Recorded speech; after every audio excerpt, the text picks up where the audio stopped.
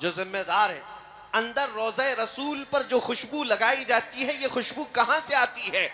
اس وقت لوگوں نے کہا تھا کہ یہ ہندوستان سے آتی ہے۔ واہ واہ، مجھے اس بات پر فخر ہے، سبحان میرے اللہ، آقا کے روضے پر ہند سے خوشبو گئی۔ کیا بات ہے۔ شیخ محترم ناظرین، السلام علیکم ورحمۃ اللہ تعالی وبرکاتہ۔ ناظرین، امید کرتا ہوں کہ آپ لوگ خیریت سے ہوں گے۔ اللہ تعالیٰ آپ تمامی حضرات کو شاد و آباد رکھے۔ ناظرین، آج ہم مفتی سلمان ازہری صاحب قبلہ کا بیان سماعت کرنے والے ہیں کہ آج ہم جیسے مسلمانوں کے درمیان انتشار کس طریقے سے پیدا کیا گیا، کون سی چیز کو استعمال کیا گیا جس کی بنا پر آج ہم مسلمان آپس میں ایک دوسرے کے دشمن بن گئے۔ تو چلیے مفتی سلمان ازہری صاحب قبلہ کا بیان سماعت کرتے ہیں۔ یہ خوشبو کہاں سے آتی ہے؟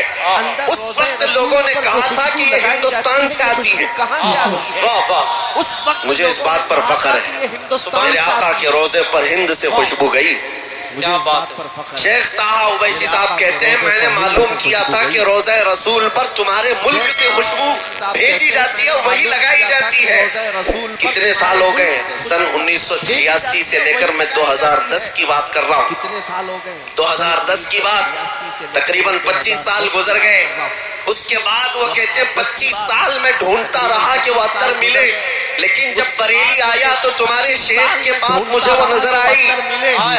کیا بات ہے۔ ان کے پاس مجھے وہ خوشبو آئی جو 25 سال پہلے میں سونگا تھا۔ میں چاہتا تھا کہ وہی خوشبو وہ مجھے بھیجے۔ اب مجھے سمجھ میں آیا کہ کچھ اور مانگ رہے ہیں۔ پھر ہم نے حضرت سے کہا ان کا واقعہ کہ وہ تقریباً 25 سال پہلے مدینہ طیبہ سے خوشبو سونگے تھے اور ان کو وہ خوشبو آپ کے کپڑوں میں آپ کے کپڑوں میں سمجھ میں آئی اور آپ کے پاس انہوں نے محسوس کی وہ خوشبو چاہتے ہیں۔ حضور تاج الشریعہ رحمۃ اللہ تعالی علیہ، یہ عاشقوں کی بات میں کر رہا ہوں میرے عزیزوں۔ انہوں نے مسکرا کر کے کہا جاؤ پھر، اب وہ کسی بازار میں نہیں ملے گی، حضرت سے کہہ دیں۔ ہائے ہائے، نعرہ تکبیر، نعرہ رسالت، شہید اعظم کانفرنس، نعرہ تکبیر، نعرہ رسالت، اور کہہ دو اب وہ کسی بازار میں نہیں ملے گی۔ یہ کچھ راز کی باتیں ہیں جو افشا نہیں کیے جاتے۔ میرے عزیزوں، یہ جو خوشبوئیں تھی یہ بازاروں سے ملنے والی خوشبوئیں نہیں، یہ میرے مصطفیٰ کے عشق کی خوشبو ہے، محبت مصطفیٰ کی خوشبو ہے۔ اور اسی لیے آپ کے ناظم اجلاس نے بھی ابھی کہا تھا، مجھے شعر یاد نہیں آتے کہ جو نبی پاک صلی اللہ تعالیٰ علیہ وسلم کو سمجھ نہیں پاتے یا وہ خوشبو محسوس نہیں کر پاتے، یہ وہی لوگ ہیں جن کے اصول میں خطا ہے، حضور پاک صلی اللہ علیہ وسلم کی شان میں توہین کرنے والے۔ بہرحال میں آج آپ سے، کیونکہ میں نے ایک بار ایک بڑے ڈپارٹمنٹ کے عہدیدار تھے، وہ ہمارے ساتھ بات کر رہے تھے اور انہوں نے کہا کہ مولانا آپ ہی کیوں اتنا زیادہ چلا رہے ہیں، آپ ہی کیوں اتنا زیادہ باتیں کرتے ہیں، لوگوں کو یہ پرووکنگ ہو جاتا ہے، ورغلانا ہوتا ہے۔ میں نے ان سے کہا اگر میں کہوں کہ آپ کی ماں بدکار تھی، وہ کرسی چھوڑ کر اٹھ گئے۔ کہا کہ کیا کہہ رہے ہو آپ، کچھ تو بات رکھو، مریادہ رکھو۔ میں کہا میں نے گالی دی نہیں ابھی، کیا کہہ رہے ہو آپ، میں نے گالی دی نہیں، میں پوچھ رہا ہوں آپ کو کیسا لگے گا، آپ تو کرسی سے اٹھ گئے۔ آپ اپنی ماں سے اتنی محبت کرتے ہیں، قسم رب ذوالجلال کی، کروڑوں ماں سے زیادہ ہر مسلمان اپنے نبی سے محبت کرتے ہیں، قسم رب ذوالجلال کی، کروڑوں ماں سے زیادہ ہر مسلمان اپنے نبی سے محبت کرتے ہیں۔ نعرہ تکبیر، نعرہ رسالت، لبیک یا رسول اللہ، لبیک یا رسول اللہ، لبیک یا رسول اللہ، شہید اعظم کانفرنس۔ دوہل کہہ سکتے ہیں، خوف و خوف اور ڈر نہ رکھو، اس لیے کہ جو بات ہم کہہ رہے ہیں وہ قانون کے دائرے میں بھی ہے اور ہمارا حق بھی ہے۔ ہم ہر طرح کے ظلم اور اذیتیں برداشت تو کر سکتے ہیں، میرے مصطفیٰ کریم صلی اللہ علیہ وسلم کی اہانت اور توہین برداشت نہیں کر پاتے، اور یہی طاقت تمہاری ہمیشہ کی تمہیں زندہ رکھتی ہے۔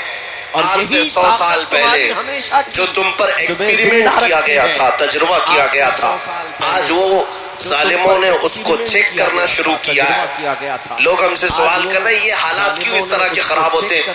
کبھی ادھر سے کوئی کتا بھونکتا ہے، کبھی ادھر سے کوئی حضور کو گالی دیتا ہے اسلام کے خلاف، قرآن کے خلاف. یہ سب باتیں کیوں ہو رہی ہیں آج؟ میں اس کی وجہ بتاتا ہوں. انہوں نے اب ٹرائل شروع کیا. کیا چیز دیکھنے کے لیے کہ ڈاکٹر جب کسی کو سن کرنے کا انجیکشن دیتا ہے یا گولی دے رہا ہو تو ڈاکٹر کو کیسے پتا چلے گا کہ یہ ہوش میں ہے یا بے ہوش ہے؟ سوئی لگا کے دیکھے گا، چونٹی کاٹ کے دیکھے گا، کینچی لگا کر دیکھے گا کہ میرا دیا ہوا انجیکشن کام کر رہا ہے کہ نہیں کر رہا ہے، میری دی ہوئی گولی کام کر رہی ہے کہ نہیں کر رہی ہے. ڈاکٹر کو دیکھنے کے لیے کچھ تو کرنا پڑے گا. اگر اس کے ہاتھ پیر میں حرکت ہونے لگی تو ڈاکٹر سمجھ جائے گا ابھی پورا انجیکشن کام نہیں کیا، ابھی گولی پورا اثر نہیں کی ہے، تھوڑا اور سن ہونے کے لیے، بے ہوش ہونے کے لیے دوائی دینی پڑے گی. یہ تو اصول جانتے ہیں.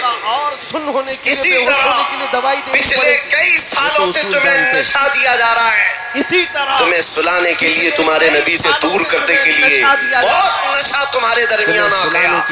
نشہ کا مطلب صرف ہیروئن، کوکین، افیون ہی نہیں، چرس، گانجا ہی نہیں، سگریٹ، بیڑی ہی نہیں. نشہ جو تمہارے ہاتھوں میں آج انٹرنیٹ کے ذریعے سے دیا گیا ہے یہ بہت خطرناک نشہ دیا گیا ہے. ہزاروں لاکھوں نوجوان اپنے اخلاق کا قتل کر چکے ہیں اس انٹرنیٹ کی دنیا پر. روزانہ رات کو تنہائی میں گندی فلمیں دیکھنا، ننگی تصویریں دیکھنا، اپنی آنکھوں کو، اپنی حیا کو برباد کرنا. یہ کس نے کیا تمہارے ساتھ؟ کون کر رہا ہے یہ؟ تمہیں مفت میں انٹرنیٹ پہنچا کر کے تمہارے اخلاق کا قتل کیا گیا اور تم بہ گئے. کوئی نہیں دیکھ رہا، ماں بھی نہیں دیکھ رہی، باپ بھی نہیں دیکھ رہا. جو دیکھنا ہے دیکھتے جاؤ موبائل کی اسکرین پر.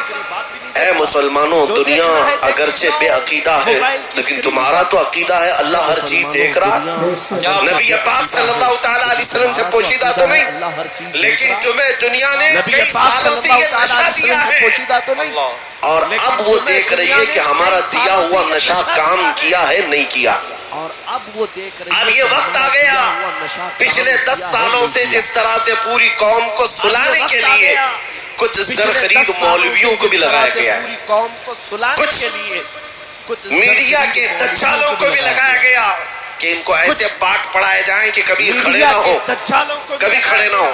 میاں امن کی بات تو ہم بھی کرتے ہیں، ہم کون سے جنگ کی بات کر رہے ہیں، لیکن مقصد کچھ اور ہے. میں تمہیں آپ بیدار کر کے جاؤں گا. 10 سال سے جو نشہ دیا گیا تھا اب چیک کرنے کا وقت آیا تو جگہ جگہ سے چیک کیسے کیا جا رہا ہے. کبھی ان کے نبی کو گالی دے دو، دیکھتے ہیں ابھی کتنے بے ہوش ہیں اور کتنے ہوش میں. قرآن کو گالیاں دے کر دیکھو، یہ تمہارا ٹیمپریچر ناپنے کا وقت ہے. اور انہوں نے جو پوری دنیا میں یہ نشہ دیا ہے، چرس، گانجا، افیون، کوکین تو آیا ہی آیا ہمارے محلوں میں. ساتھ میں انٹرنیٹ کے خطرات اتنے بڑھ گئے کہ میں نے محسوس کیا عرب دنیا کو آدھے سے زیادہ انہوں نے سلا دیا ہے. 57 اسلامک کنٹریز آج دنیا میں ہیں لیکن کسی کے کانوں پر چوں تک نہیں رینگتی فلسطین کے قتل ہونے والے بچوں پر.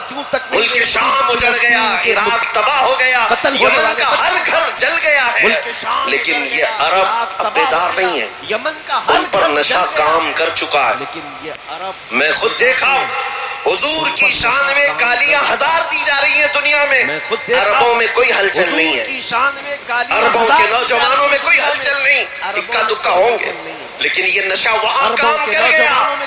لیکن اللہ کا کروڑا شکر و احسان ہے کہ ابھی میرے اس ملک میں ان کا نشہ کام نہیں کیا. سبحان اللہ. جو یہ پچھلے 10 سال سے ہماری اس قوم کو نشہ دے رہے تھے، لیکن اللہ کا کروڑا شکر یہ ہے میں نے ہندوستان کے چپے چپے میں بھی دیکھا. تقریباً 6 مہینے میں 22 اسٹیٹ کو جا کر میں نے کئی شہروں کا دورہ کر کے دیکھا. یہ جو بھیڑ ہے شہر میں ہے وہ میرے لیے نہیں ہے، وہ میرے مصطفیٰ کے عشق کے لیے ہے. اور میرے لیے نہیں ہے، وہ میرے مصطفیٰ کے عشق کے لیے. جہاں سے دیکھو 8 سال کا بچہ کیوں نہ ہو، 80 سال کا بوڑھا کیوں نہ ہو، ہاتھ اٹھاتا ہے اور کہتا ہے لبیک یا رسول اللہ. بوڑھا کیوں نہ ہو، ہاتھ اٹھا کے کہتا ہے لبیک یا رسول اللہ، لبیک یا رسول اللہ، ہاتھ اٹھا کے بولے لبیک یا رسول اللہ، لبیک یا رسول اللہ۔ ظالم کتوں کا دیا ہوا نشہ بھی پورا تم پر اثر نہیں کیا ہے، اسی لیے میں اکثر یہ کہا کرتا ہوں، ہو سکتا ہے کچھ راستہ بھٹکے تو ہیں نوجوان، گنہگار تو ہو گئے لیکن میرے آقا کا غدار کوئی نہیں ہے۔ ہائے ہائے ہائے کیا بات ہے، سبحان اللہ سبحان اللہ۔ حضور پاک صلی اللہ غدار کوئی نہیں ہے۔ آئے ہائے ہائے کیا بات ہے، سبحان اللہ سبحان اللہ۔ حضور پاک صلی اللہ تعالیٰ علیہ وسلم سے بے وفائی کرنا ابھی ہماری قوم میں آیا نہیں، اور جب تک یہ تمہاری خصوصیت باقی رہے گی